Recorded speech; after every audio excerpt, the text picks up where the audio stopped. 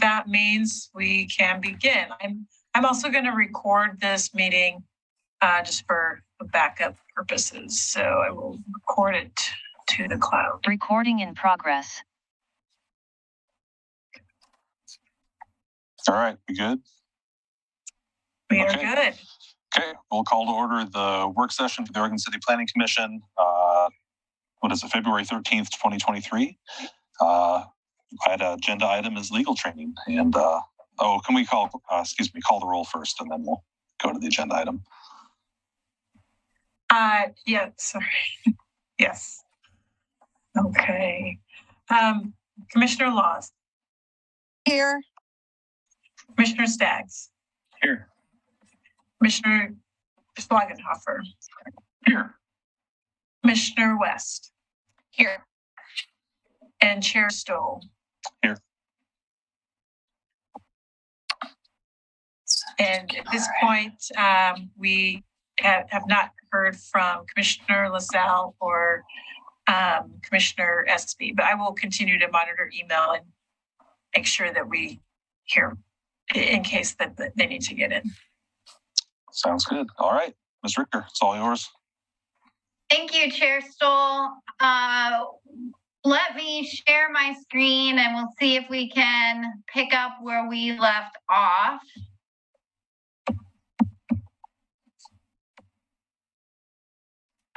All right, so where we left off a couple weeks ago, we were talking about procedures for a type 3 hearing.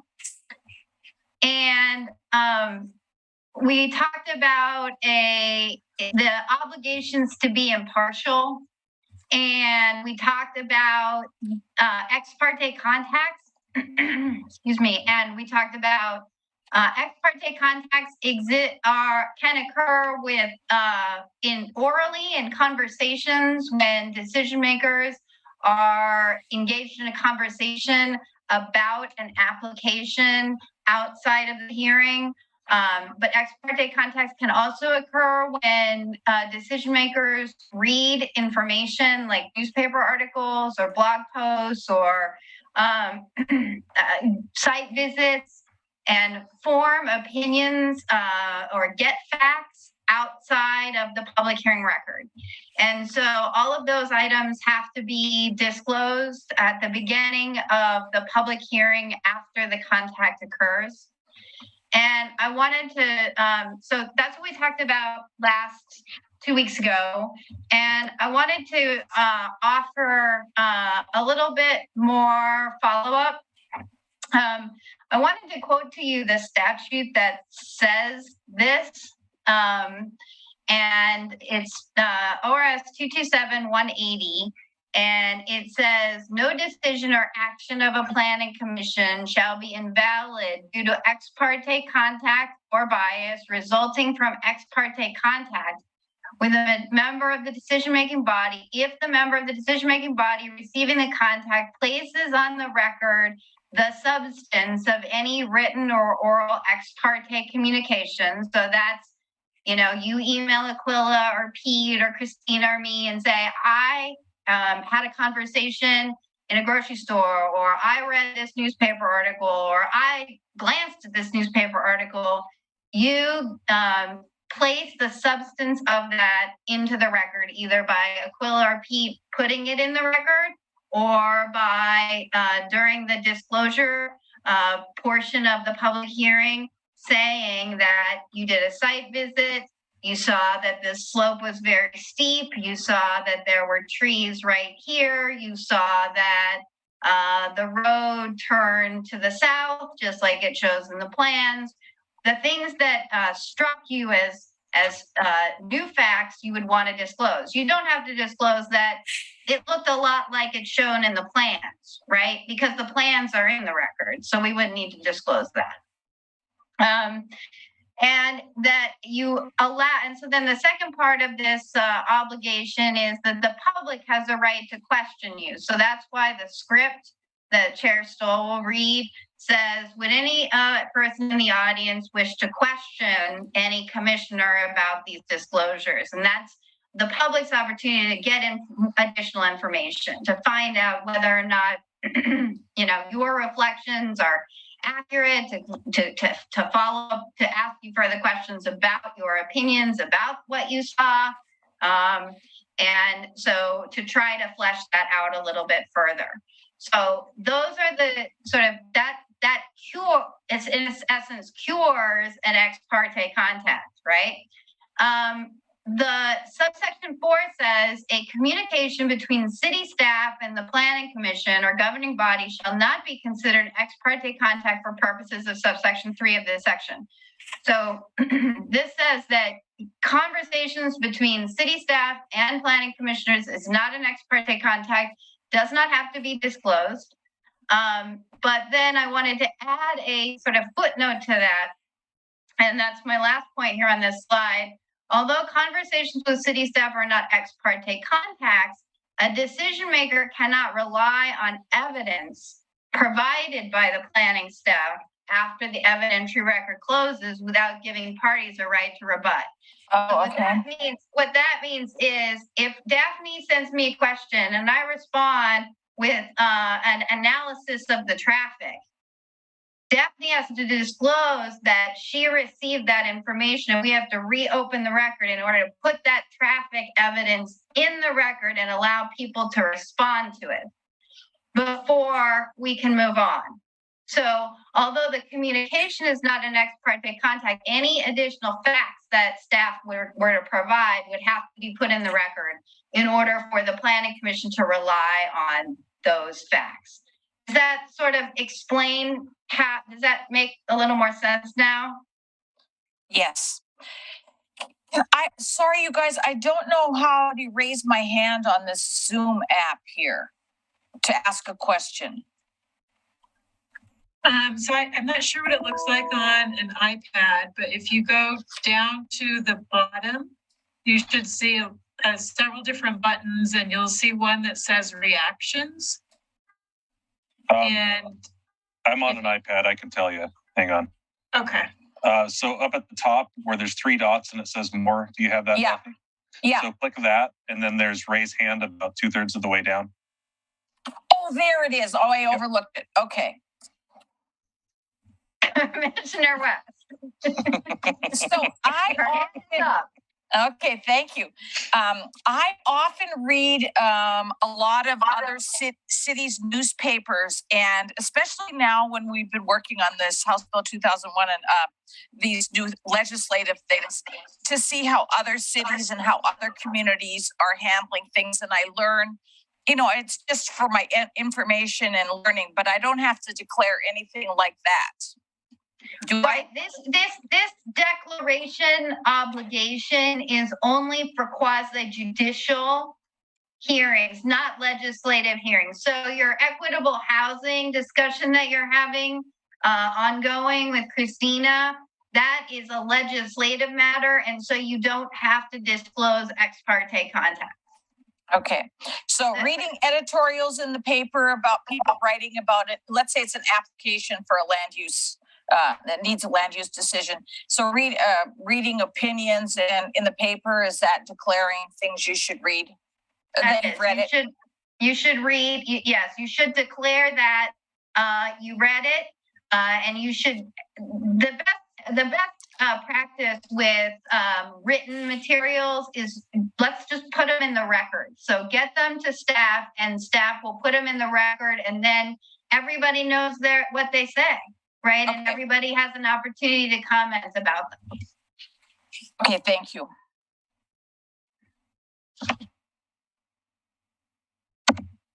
Okay, moving on. Public meetings and records requirements. As you all know, planning commission meetings are public meetings under the Oregon public meeting laws. That means that it takes a majority, or we call that a quorum, to make a decision and deliberate to a decision. The important part to know about public meetings from your perspective is that meeting substitutes like conference calls or chain emails can also be public meetings. And public meetings, when they occur, have to be recorded, and we have to take minutes. And that's why it's important that if you have a conference call with a quorum of commissioners and you discuss the merits of an application, that is a public meeting, and the city could be in violation of public meetings laws if we don't record it, have notice of it, publish an agenda about it, and provide minutes. And so we do all those things when you have a public meeting, but we wouldn't do that if you hold a conference call or you have a discussion at a cocktail party, or even if you receive a copy of the agenda and you were to hit reply all and opine about it, that can be a public meeting. If Chair Stoll emailed Vice Chair Schlagenhofer and said, this application shouldn't be approved, and then Vice Chair Schlagenhofer emailed Commissioner West and said, yeah, I think that Chair Stoll is right. Even though that's one person to one person to one person, if it gets to 5 people, 4 people's a quorum, right? We've got 7 members in total. So if it gets to 4 people, that's a public meeting. And there's a fairly famous case in Lane County where the Board of County Commissioners had a telephone type email conversation about whether or not to engage in a particular contract. And that turned out to be a public meeting, and the city or the county ended up paying a lot of fees to both the attorneys, and there were ethics commission violations. It was a very significant thing. It actually went up to the Oregon Court of Appeals. So just the lesson there is don't hit reply all.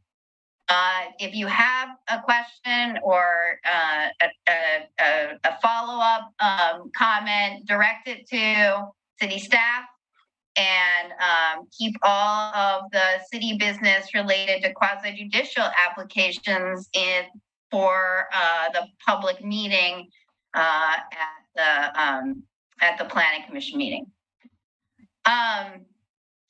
The other thing you need to know is that almost any writing, data storage, or other record relating to city business is a public record, which means the city has to maintain it and would have to disclose it in the case of a public records request.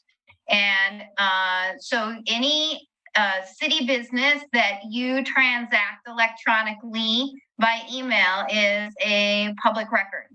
And so that is why the city encourages all of its planning commissioners to use Oregon City email address when you're engaged in city business as a planning commissioner, because if the city were to get a public records request asking for documents related to your involvement in a particular application, we want to be able to get it. And the Oregon City email system is stored so that we can search and easily obtain documents and respond to requests consistent with state law.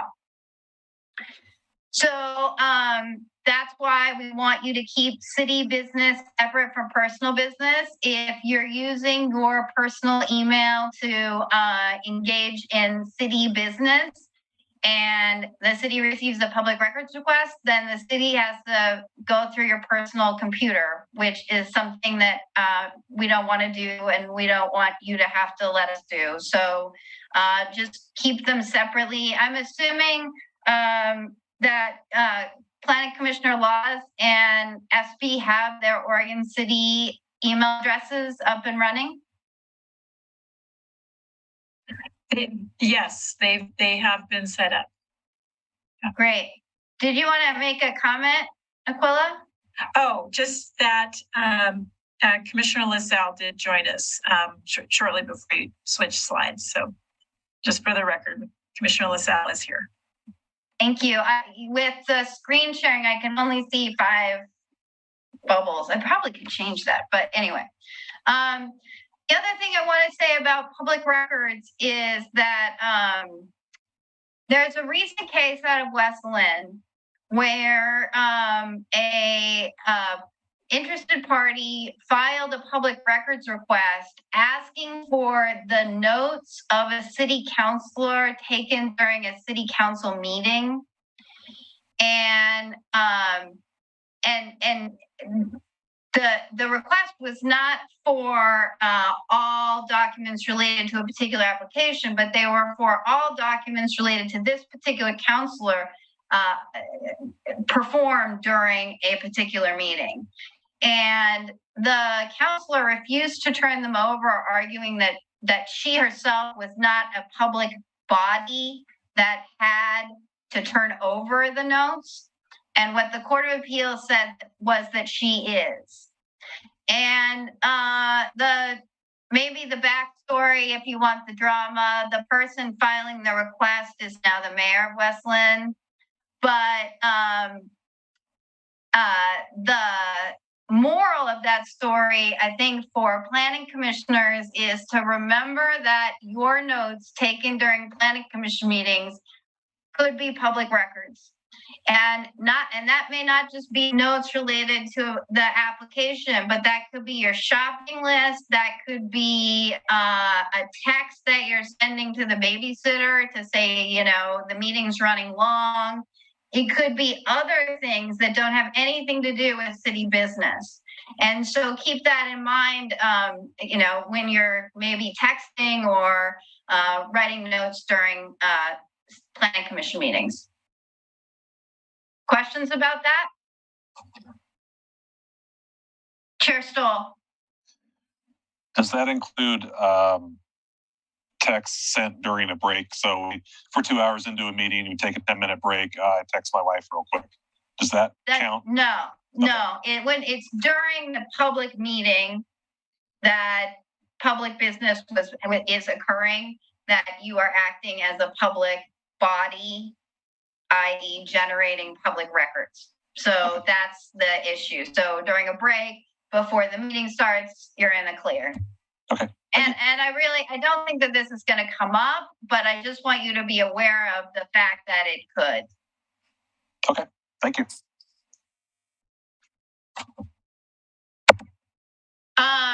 Okay, so we move forward now to where your work really starts. So we've, in a type 3 hearing, we've heard from the applicants, and they have presented their case for why their application should be approved. We've heard from the opponents and the other participants, people who are in favor of the application as well. So we've taken all the public testimony. We've allowed the applicant to have their rebuttal. And now we have closed the public record and we're deliberating and going to make a decision. So this is where the Planning Commission decides whether the applicant has met its burden to show that the applicable standards are satisfied. And there are sort of 3 key component parts to decision-making for any quasi-judicial application. They are, 1, you've got to interpret the applicable criteria. That means that you have to decide what it means to be if the standard is compatible, or if the standard is livability, or if the standard is adequate. You have to interpret what that means given the context of the language of the statute, or the language of the regulation, excuse me. So what we do is we focus on the plain meaning of the terms and we look at the context, right? And if there's still ambiguity, we look at the purpose or policy for the provision. And so we try to give that meaning when we interpret the standard. So that's the first task. The second task is adequate findings. That's the explanation. That's the words that we use to show that the evidence meets the interpretation. And that is generally provided by city staff in the staff report. So the staff report identifies the criteria that the city staff believes apply, interprets them, and provides some findings, right? Some explanation for what parts of the application they think shows that these standards are met. And you, as the decision maker, can disagree with the staff interpretation. You can also disagree with the findings. You can disagree with that explanation. Findings cannot be conclusions. They have to be, here is the evidence we find compelling. Here's how we interpret the standard. Here's how the evidence satisfies that standard. The findings have to resolve conflicts in facts and explain why one fact was deemed more reliable than others. So, the most often cited conflict is traffic, right? Applicant has a traffic engineer that says, there are no crashes at this intersection. You've heard testimony from individuals who say there are crashes at this intersection. You have to resolve conflicts in facts and explain why you're going to, why you find a traffic engineer more compelling because they've gone to ODOT and they've looked at all of the analysis of the basis for those traffic crashes, or you find that a person who's lived there and has documented it is more compelling.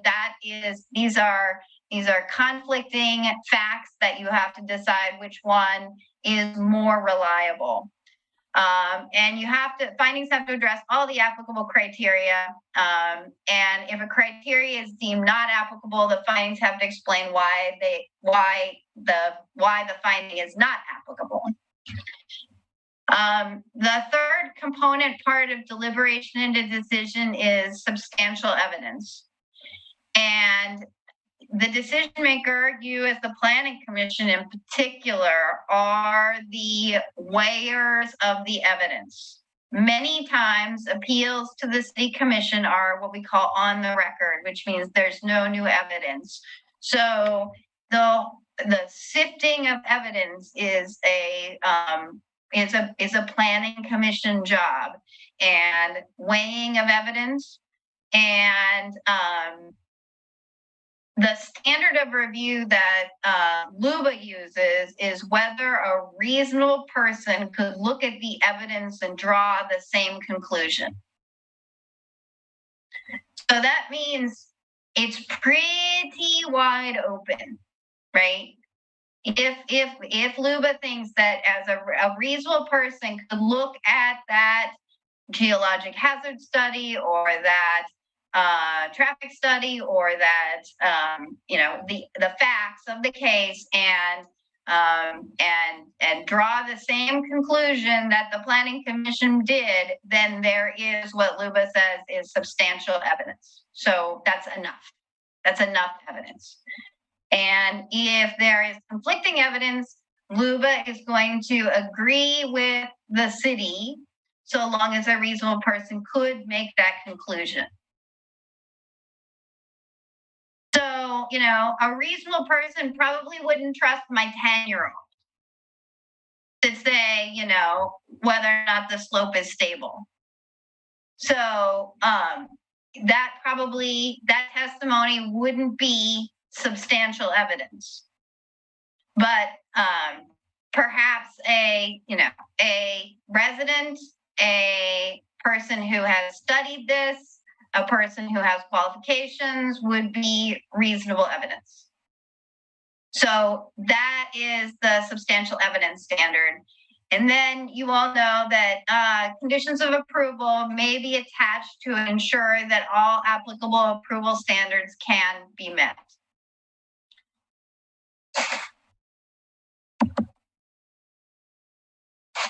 So one of the sort of limitations in the city's ability to interpret standards and evaluate evidence is set by state law. And this is a limitation when the city is reviewing an application for housing. An application for housing are subdivisions, site plan reviews for housing, manufactured home park reviews for housing, geologic hazards for housing, NROD review for housing. So all of those things that allow housing, the city is significantly constrained in its ability to review. And this law has existed for a long time, but it used to only apply to affordable housing, low income housing. And in 2019, it was expanded to apply to all housing.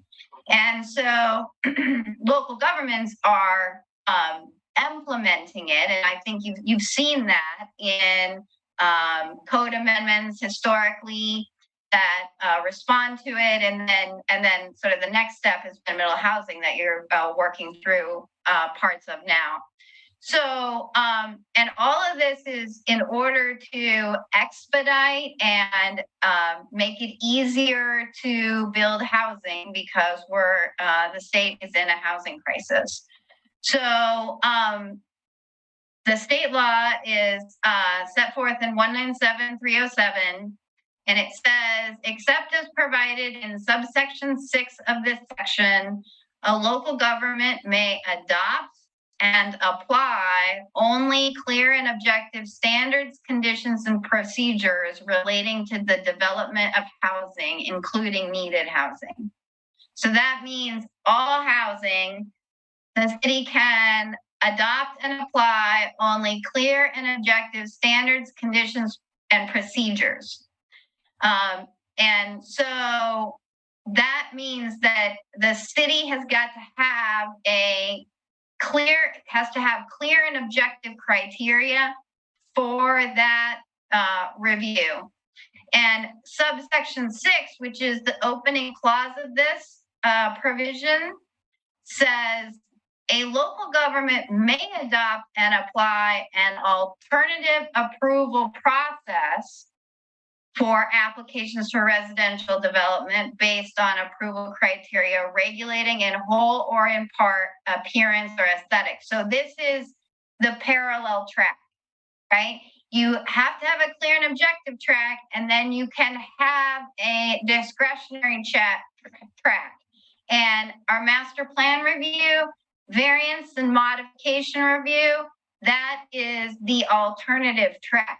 So that is what allows the city to exercise discretion in the case of master plans because it is the alternative track. And applicants might choose the alternative track because there are unique circumstances to their development.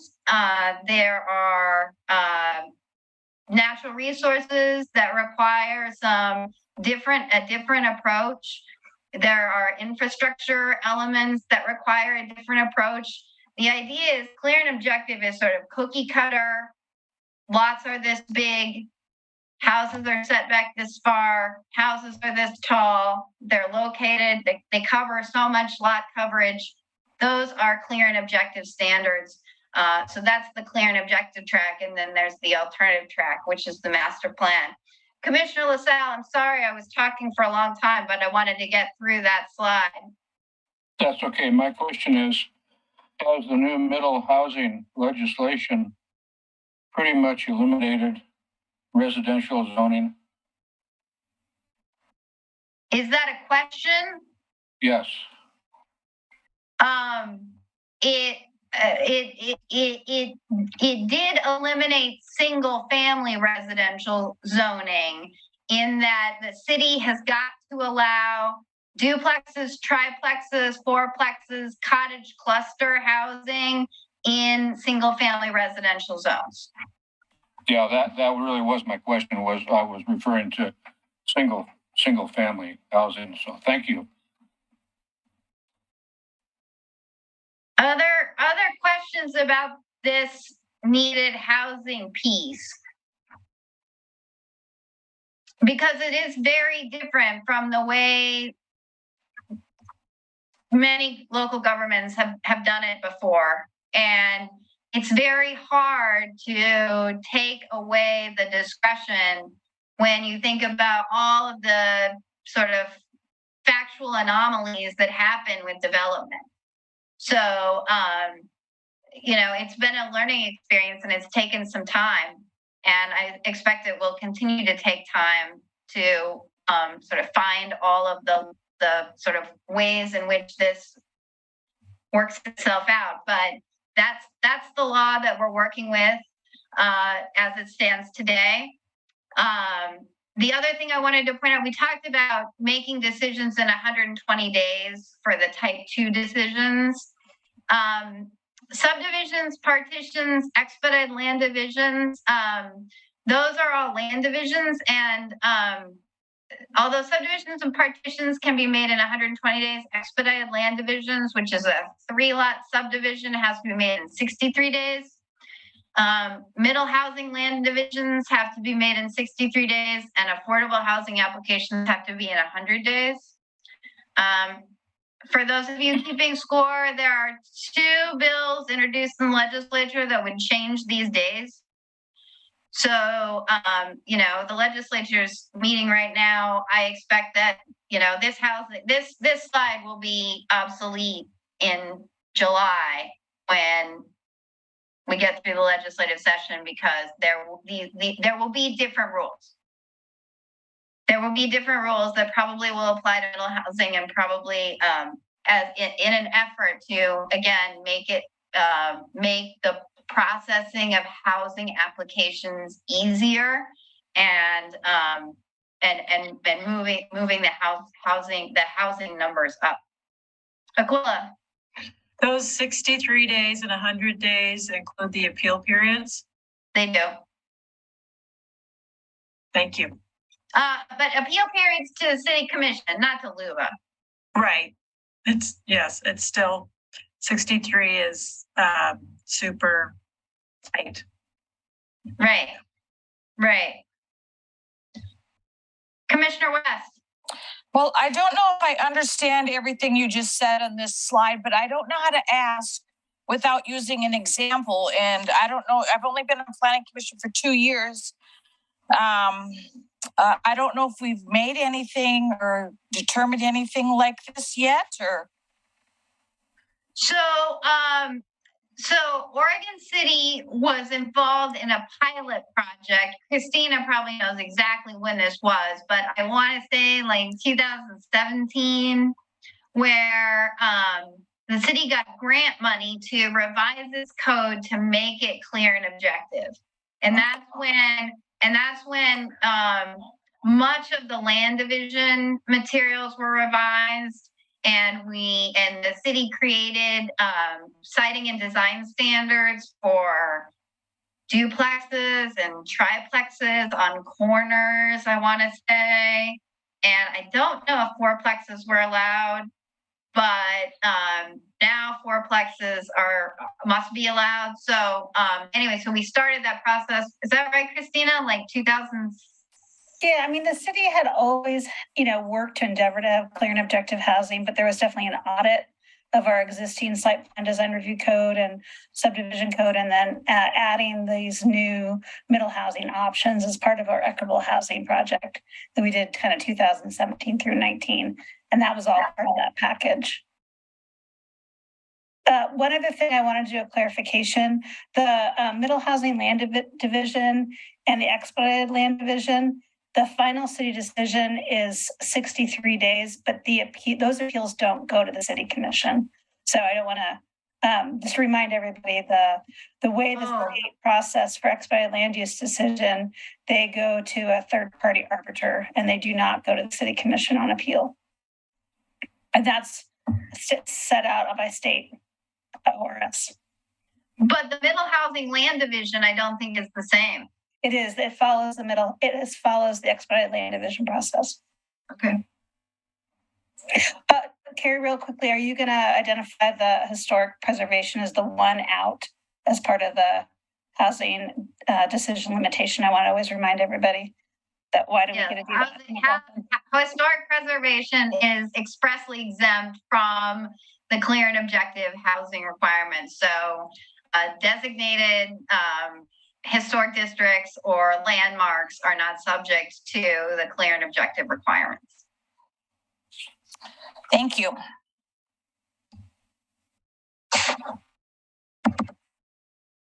Okay, so in this slide, I've just identified some non-discretionary versus discretionary standards. Vice Chair Schlagenhofer. Yes, I'm sorry. I should have asked this question a slide earlier. You said in July you expect the number of days on those the day limits to 63 and 100 to change. What do you expect them to change to? Right now, there's a proposal to make all middle housing decisions more efficient. And so there's talk of 100 days, there's talk of 63 days. There's talk of changing how LUBA reviews those decisions. So I don't know. We're too early in the session to know. But it's not going to go much lower than 63, you don't think?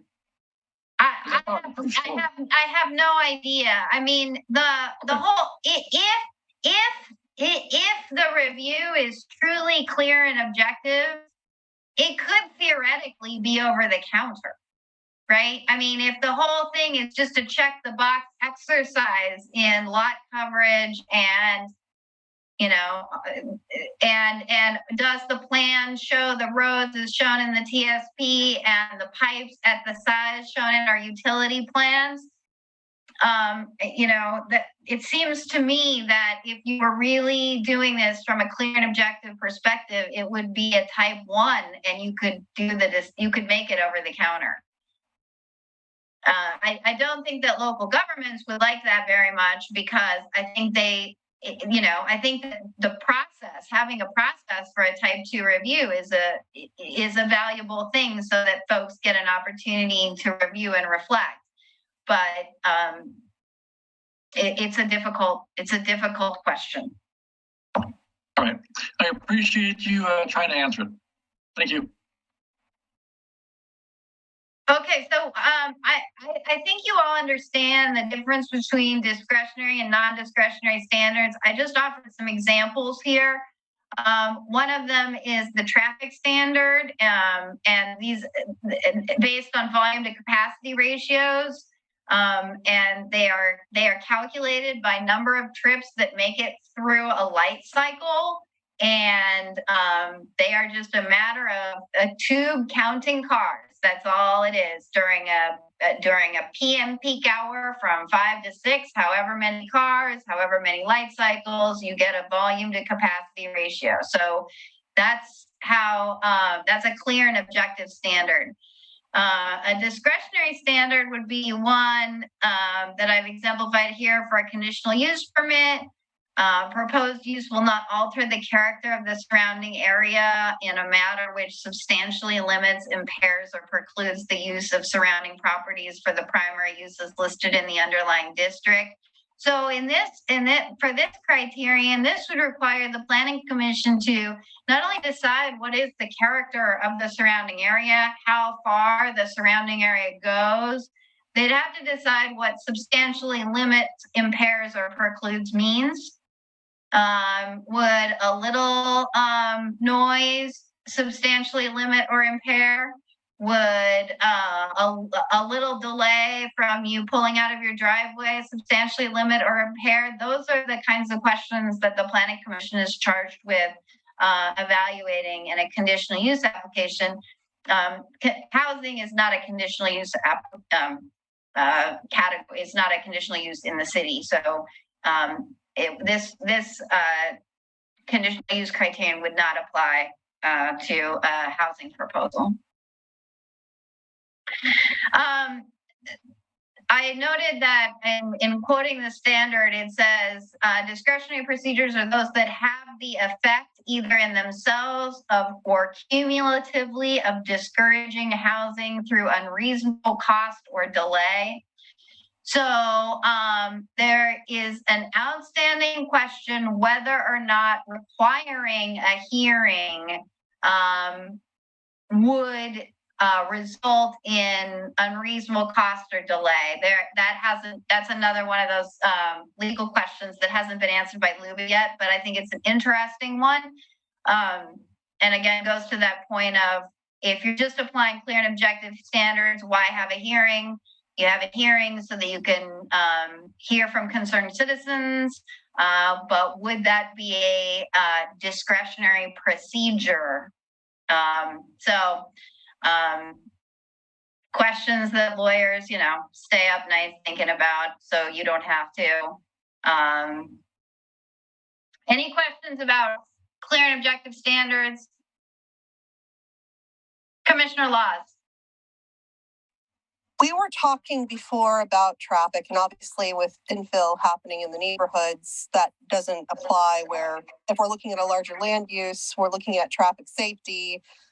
Currently, we're looking back at an analysis from 2013, sometimes a little higher. Is there any expectation to try to get more recent data or and what do other cities do in comparison? Do we have any idea on that?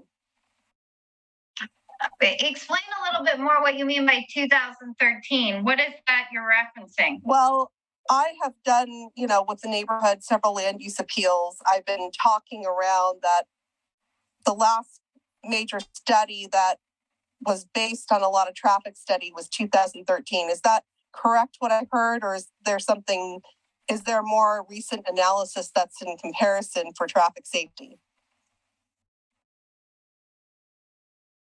I can jump in, Carrie. So yeah, the transportation system plan was last updated in 2013. And so that's kind of our baseline. When we have larger projects that trigger the need for a traffic impact analysis, they are using more recent data. So for example, we have a type 2 land use decision that did a traffic impact analysis using, I think it was data from 2020. So I don't know if that kind of gets at your question, but that transportation system plan is more of like this long range kind of guiding document of these are some of the priority areas. These are some of the projects. These are some of the problems we see. And then the traffic impact analysis are based on much more recent data. The reason I bring it up is, I think our population growth is happening at 14 or 18% a year, possibly. I don't know exactly on those numbers. But it's like with that amount of growth, and then, on top of we're looking at tolls obviously coming in, Malala Avenue, which is the center point really, other than 213 of getting up the hill and, going between other cities and coming down, to the freeway. I don't know if the city wants to examine traffic safety in the future or have a little bit more expectation on that. I don't know. What are your thoughts on that? Yeah, we have a plan to update that transportation system plan in the next couple of years. That will be a joint effort again between our city engineer and the Public Works Department and us, community development. So we've reached the time where now we're looking at applying for grants so that we can fund that update. Thank you so much. Okay, I have about 4 more slides and I know we're running out of time, so I'm going to go quickly. I mentioned about substantial evidence. And as I think I mentioned, it's up to the Planning Commission to decide and which evidence is most reliable, which evidence is most credible, but you have to say why you feel that way or why you make that finding. And so there has to be some explanation. And we talked a little bit about the LUBA standard review is whether a reasonable person looking at all the evidence came to the same conclusion. Conditions of approval. I want to mention that there is a constitutional limitation to the city's ability to impose conditions of approval. So a condition of approval says what an applicant has to do in order to satisfy a criterion. And the city cannot ask for an applicant to do more in terms of cost to an applicant, either in terms of land dedication or public improvement obligations, cannot ask an applicant more than the impact from their development. And the constitutional test that we use for determining what that is one, there has to be a nexus between the condition of approval and the project. So the seminal case on this was a person had filed an application to build a house at the beach, and the decision maker required the applicant to provide a public path next to their house to get to the ocean. And the U.S. Supreme Court said that path dedication obligation has nothing to do with the impacts from the house. So there's no nexus between the path obligation and the house request. So that's sort of step one of the obligation that the city has to go through when it's imposing conditions of approval. And the second step is assuming that there is a nexus between the condition and the impacts from the proposal. Are those two roughly proportional? In other words, is the city making a demand that's more than the impacts from this development? And if that is the case, then the city has to ratchet back what it's asking so that the obligations are not more. So the second case of that rough proportionality was A-Boy in Tigard plumbing store near Fano Creek, where the city of Tigard required the A-Boy developer to put a trail along Fano Creek as part of the approval. And the U.S. Supreme Court said that customers who will use this A-Boy are not going to be traveling on this trail carrying their conduit and their faucets. So there is no proportionality between the requirement to provide the trail and the A-Boy. Whereas if the obligation was to dedicate feet of frontage and build sidewalks and a curb and a gutter and a traffic lane, there would be proportionality because the number of trips created by the A-Boy would justify that improvement. So that's the limitation to the city's ability to require conditions.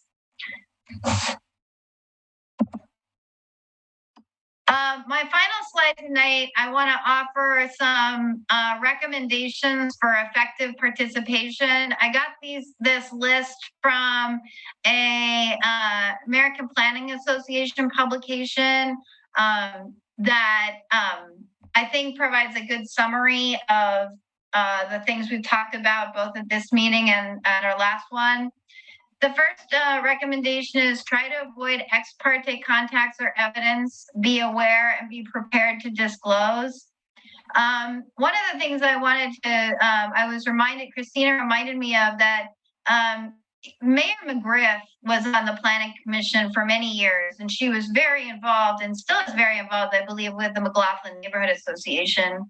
And when she became a planning commissioner, she either stopped going or didn't participate in neighborhood meetings where applicants were coming and presenting applications to the neighborhood because she was trying to avoid ex parte contacts or getting evidence or sort of coloring her view and keeping the sort of propriety of the courthouse or the courtroom, as it were, for quasi-judicial applications. And I just want you to think about that. You're not prohibited from going to these meetings, but think about to keep blinders on so that you're just looking at the application, the testimony presented in public hearing, and making a decision on that.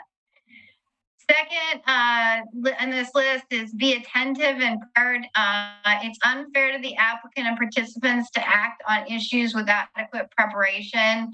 I think it's really important that we're efficient and timely in our efforts, and being prepared. That efficiency helps the meeting along.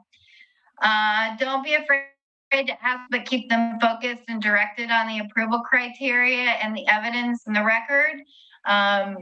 Again, the likability of the people is not ever going to be a criteria. The criteria are going to be public policy focused, and they're going to be set forth in the code or the comprehensive plan.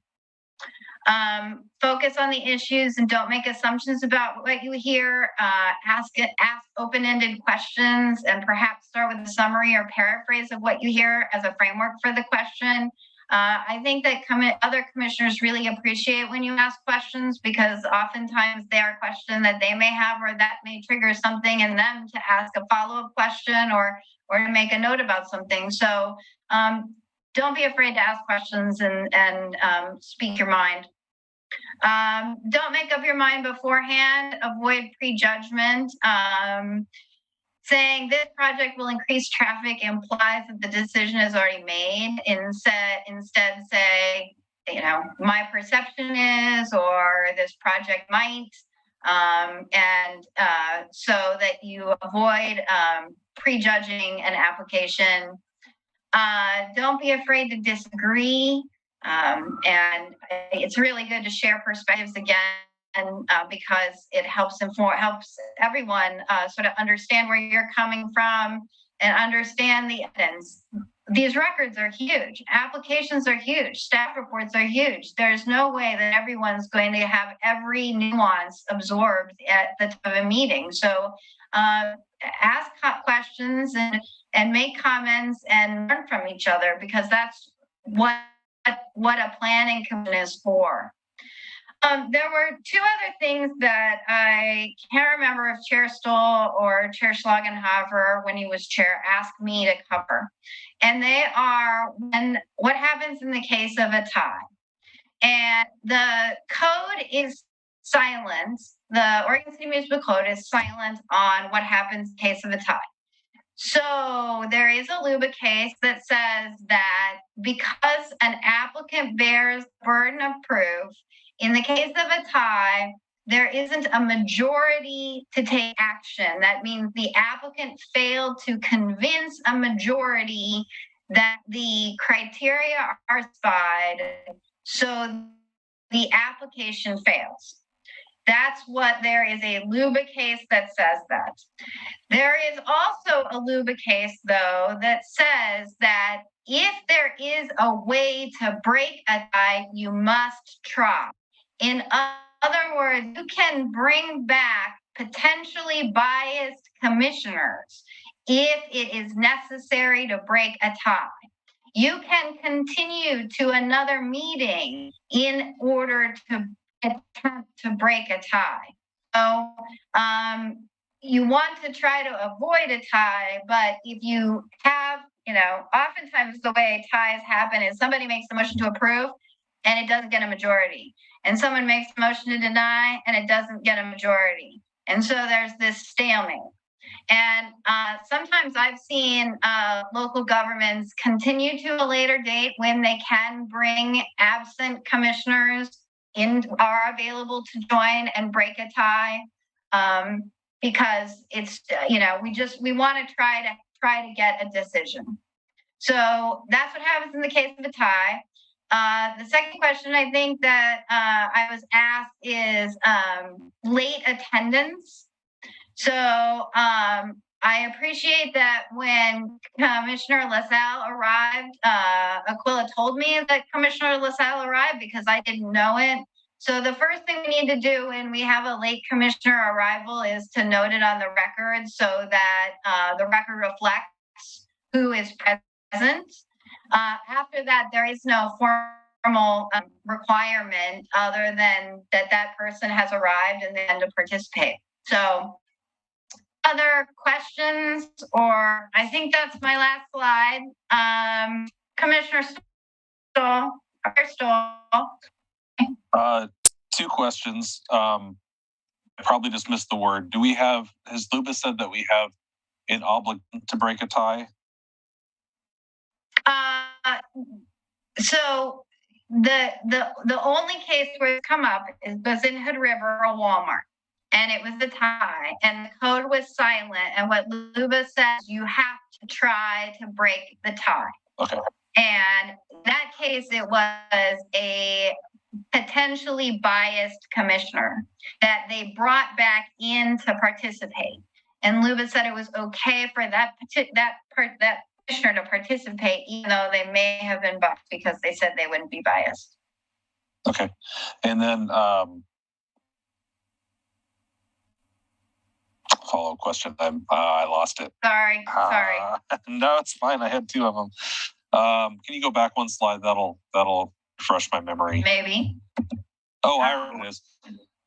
So let's say we have a hearing that continues over, two hearings or two meetings or three meetings. If a commissioner was absent at, say, the meeting, do they have an obligation to view the hearing from the first meeting before making a decision in subsequent meetings? It is good practice, but there isn't a law that says you have to. Okay, that's all I got. Thank you. Commissioner Laws. Hi. So if, let's say a commissioner, was excluded for, conflict of interest, and for whatever reason they were brought back to, break a tie, how do we know, obviously if they've been, I guess they can review information. How do we know that would there be a time where there is an opportunity for that commissioner to get caught up on information? It would all be a balance between allowing that commissioner an opportunity to, sufficient time to review the information and the city's need to issue a decision, right? Because the city can't put itself in a position where it can't make its make a decision within the time required. Well, especially there's been some land use in this past year that, are pretty much at the 120 days. So, in that case, would it be kind of like good faith, or would there be, I guess you'd handle that, especially if a commissioner, beforehand had a conflict of interest or ex parte, type of interaction. Okay, well, a conflict of interest is a financial or pecuniary interest in an outcome, and that can be waived. So I don't think we could bring a commissioner back for a conflict of interest. Ex parte contact, they could close, so that we could deal with. It's the bias issue that we, a tough one to sort out. But, it's hard for me to speak in the abstract about how that would play out. We've got the cases that we have, and the code doesn't say anything about what to do in the case of a tie. And I think that what these cases instruct is we need something in the code that says what happens in the case of a tie, because if we had those code provisions, we would know. Commissioner LaSalle? Yes, can you tell where we are with Luba in regard to the Park Place crossing review? Have they scheduled a review yet, or do you know? the schedule, we're still waiting for the record to be settled. The first thing that happens in a LUBA case is that the record has to be settled. That means the city produces all the record to LUBA, and then the parties argue about whether or not the record has everything that it should have. And you may recall that the record has thousands of pages. So we're still in that phase. So the case hasn't been briefed yet, and a decision will probably be out in April or May, I would guess. Okay, thank you. Mm-hmm.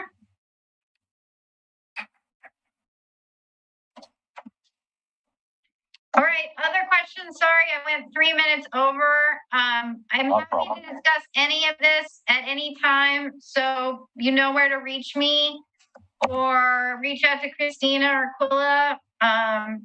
They've got all the answers. And the answer is, here's Carrie's email. All right. All right. All. Yeah, thank you for the presentation. That was great. All right. Any communications? Not on the work session. No. Okay. Sounds good. All right, we're adjourned. Let's give it 5 minutes and we'll come back. That works for everybody. Just leave, stay on it's the same Zoom link, so you can just leave it there and